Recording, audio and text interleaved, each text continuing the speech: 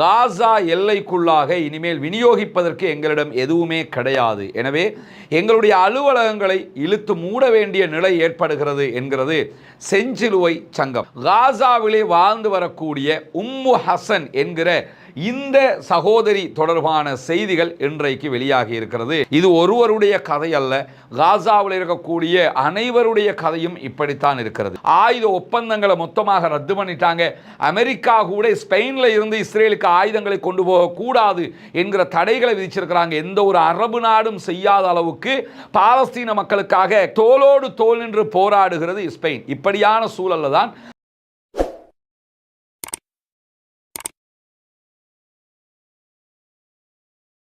அன்பிற்கினிய சகோதர சகோதரிகளை நம் அனைவர் மீதும் ஏக இறைவனுடைய அமைதியும் கருணையும் உண்டாகட்டுமாக என்கிற உயரிய பிரார்த்தனைகளோடு பாலஸ்தீனத்தினுடைய காசா பகுதிகளில் 731வது நாளாகவும் என்னவெல்லாம் நடக்கிறது என்கிற செய்திகளைத்தான் இன்றைக்கும் நம்ம பார்க்க இருக்கிறோம். நமக்கெல்லாம் தெரியும், காசா மீதான இஸ்ரேலிய ஆக்கிரமிப்பு இராணுவத்தினுடைய தாக்குதல்கள் இதுவரைக்கும் நிற்காமல் தொடர்ந்து கொண்டே இருக்கிறது.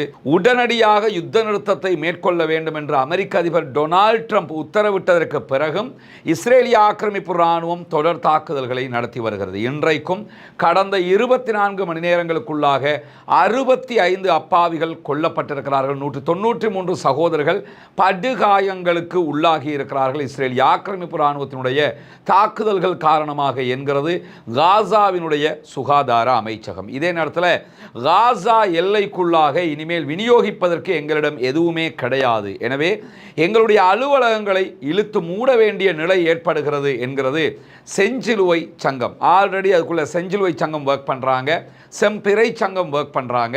செஞ்சிலுவை சங்கத்திடத்தில் இனிமேல் விநியோகிப்பதற்கு எதுவுமே இல்லை.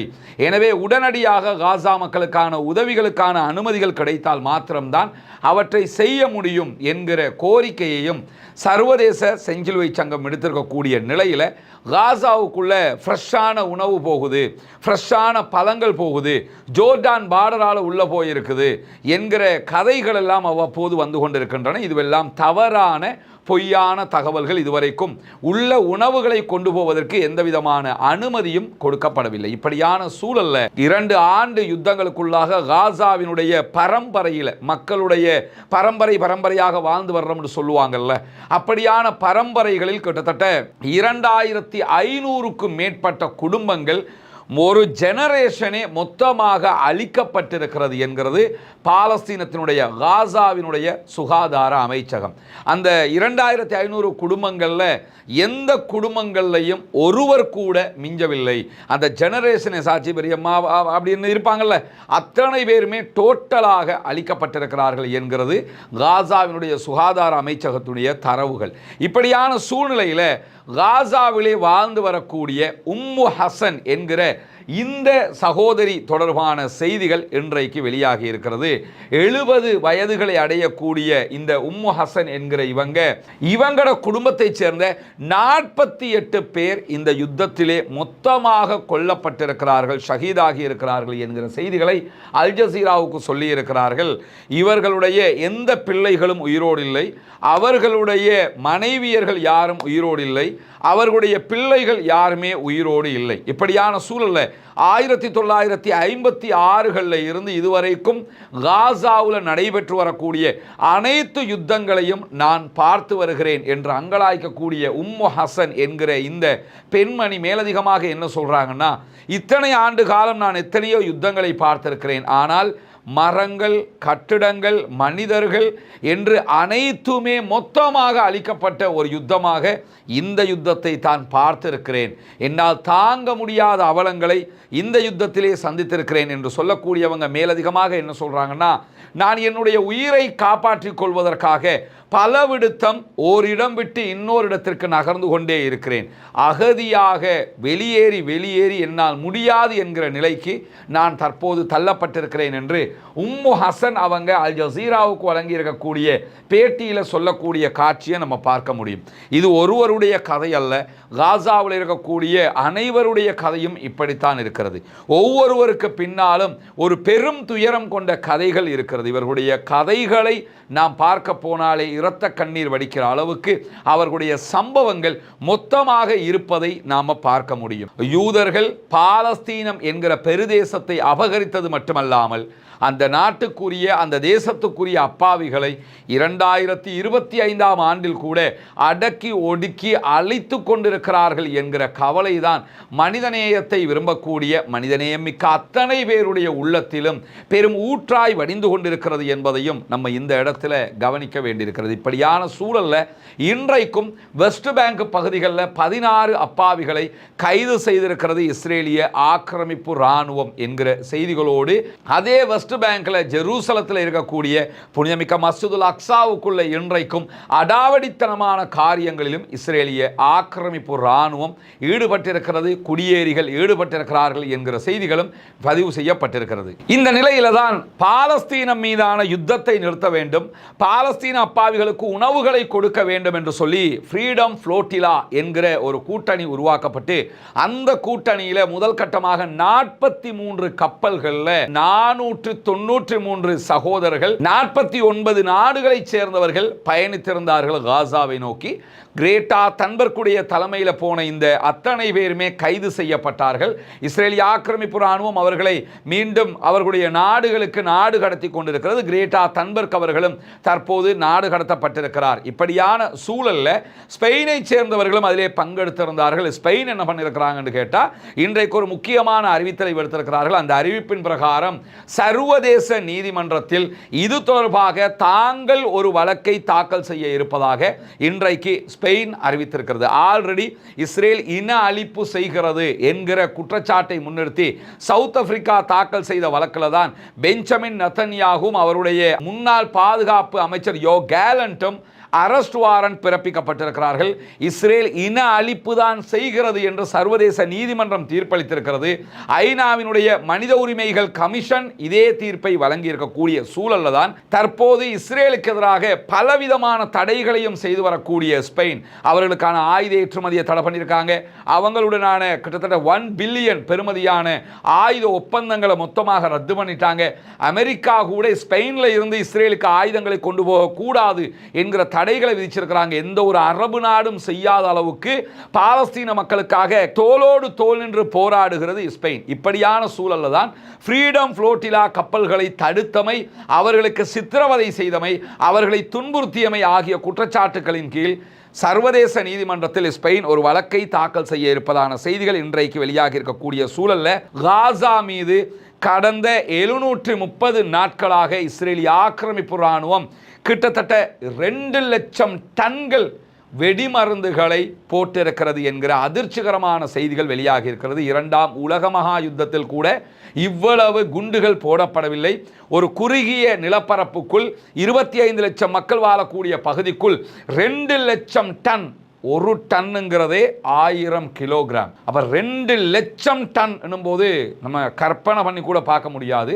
அவ்வளவு குண்டுகளை காசாவுக்குள் போட்டிருப்பதான செய்திகள் இன்றைக்கு வெளியாகி இருப்பது மட்டுமல்லாமல் காசாவினுடைய 90% பகுதிகளை மொத்தமாக அழித்திருக்கிறது இஸ்ரேலிய ஆக்கிரமிப்பு இராணுவம் என்கிற செய்திகளும் வெளியாகி இருக்கக்கூடிய சூழல்ல அமெரிக்க அதிபர் டொனால்ட் ட்ரம்ப் உடனடியாக யுத்தத்தை நிறுத்துங்கள் என்று அறிவித்ததற்கு பிறகு இதுவரைக்கும் 2வது நாளாக இன்றைய நாளில் மாத்திரம் 130 தாக்குதல்களை காசா மீது நடத்தி இருக்கிறது இஸ்ரேலிய ஆக்கிரமிப்பு இராணுவம். இப்படி தொடர் தாக்குதல்களை காசா மீது இஸ்ரேல் நடத்தி கொண்டே வருகிறது என்கிற சூழல்ல தான் 2 ஆண்டுகளை நெருங்குகிற இந்த யுத்தத்தில் 2 லட்சம் டன் வெடிமருந்துகளை காசாவில் வீசியிருக்கிறார்கள். காசா மக்களை அழிப்பதற்காக பயன்படுத்தி இருக்கிறார்கள் என்கிற அதிர்ச்சிகரமான செய்திகள் வெளியாகி இருக்கிறது. நமக்கெல்லாம் தெரியும், அக்டோபர் 7ஆம் தேதி பிரச்சனை ஆரம்பித்தது.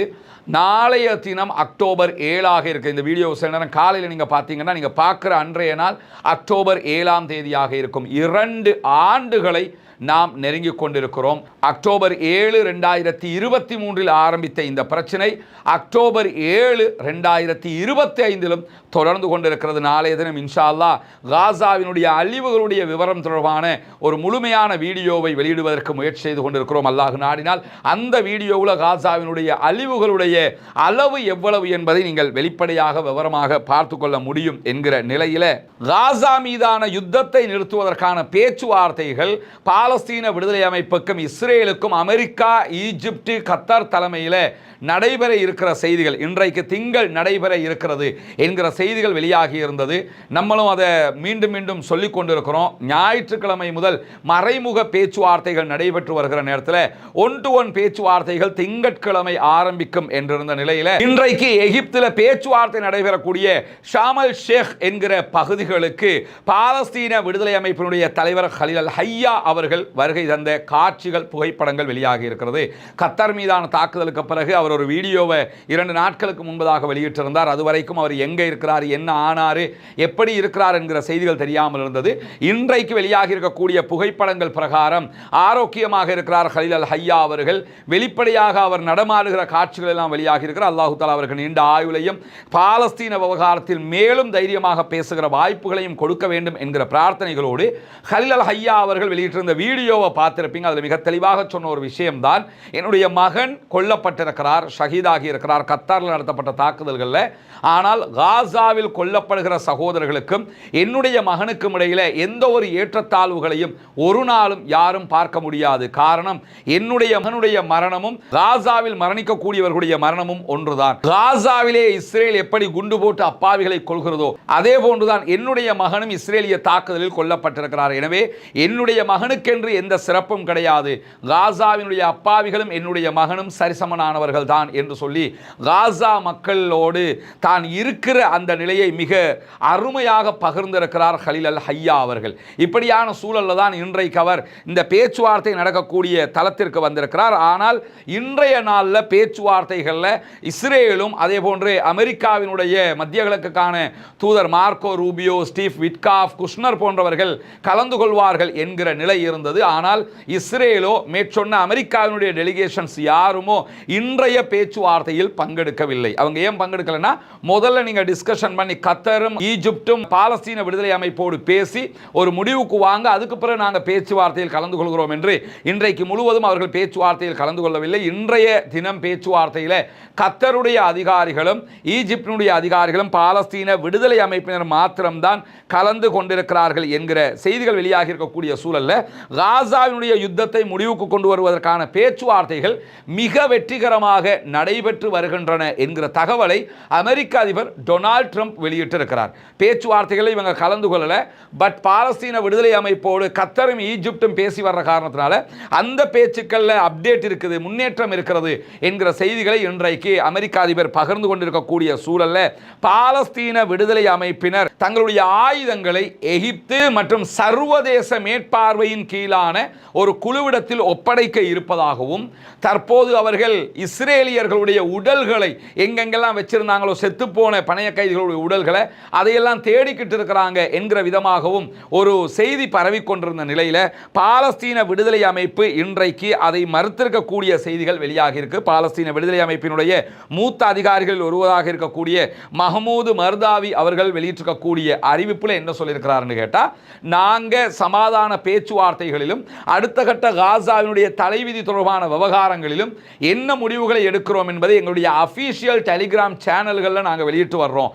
அதுதான் எங்களுடைய அஃபீஷியலான அறிவிப்பே தவிர மற்றபடி பாலஸ்தீனத்தை விட்டுக் கொடுப்பதில் நாங்கள் ஒருபோதும் தலையிட மாட்டோம். பாலஸ்தீனம் எங்களுக்குரியது, எங்களுடைய நாட்டை நாங்கள் விட்டுக் கொடுக்கவே மாட்டோம் என்பதை மீண்டும் சொல்லியிருக்கிறவர்.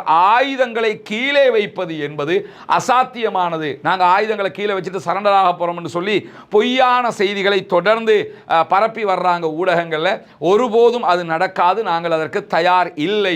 பேச்சுவார்த்தைகளிலும் அதை தெளிவாக சொல்லிக் கொண்டிருக்கிறோம் என்று சொல்லி இன்றைக்கு பாலஸ்தீன விடுதலை அமைப்பு இது தொடர்பான செய்திகளை வெளியிட்டிருக்கிறது. எனவே இன்றைக்கு வெளியாகி இருக்கக்கூடிய முக்கியமான செய்திகளை தான் நம்ம பார்த்திருக்கிறோம். பேச்சுவார்த்தைகளில் இஸ்ரேலும் அமெரிக்காவினுடைய தரப்பும் பங்கெடுக்கும் போதுதான் மேலதிகமான அப்டேட்டடான நியூஸ்கள் வரும். அப்படி வருகிற போது அவற்றையும் உடனுக்குடன் உங்களோடு பகிர்ந்து கொள்வதற்கு தயாராக இருக்கிறோம். பாலஸ்தீனம் வெற்றி பெற வேண்டும், பாலஸ்தீனம் சுதந்திரம் அடைய வேண்டும், பாலஸ்தீன மக்களும் நம்மை போன்று நிம்மதியானவர்களாக மாற வேண்டும், வாழ வேண்டும் என்கிற உயரிய பிரார்த்தனைகளோடு பாலஸ்தீன அப்பாவிகளுக்காக பிரார்த்திக்கிற அதே நேரம் இஸ்ரேலிய ஆக்கிரமிப்பு இராணுவத்திற்கு எதிராக தொடர்ந்தும் குனூத்து நாசிலாவை ஓத தவறிவிடாதீர்கள் நண்பர்களே, அன்பர்களே, தாய்மார்களே, பெரியவர்களே என்கிற கோரிக்கையோடு பாலஸ்தீன மக்களுக்காக ஜனநாயக ரீதியாக தொடர்ந்தும் குரல் எழுப்புவோமாக. வாஹிர் தஅவானா அல்ஹம்துலில்லாஹி ரப்பில் ஆலமீன்.